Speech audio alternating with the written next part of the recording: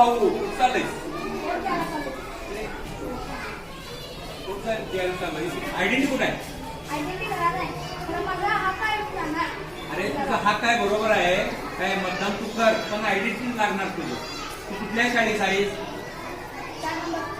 शाळेचं नाव सांग पूर्ण नाव. आयडेंटिटी लागणार तुझं त्याशिवाय मतदान करता येणार नाही. पोलीस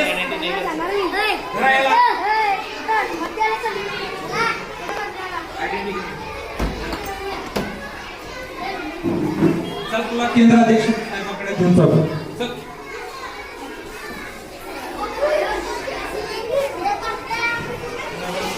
आयडेंटिटी आणला नाही आणि मतदान करायचं.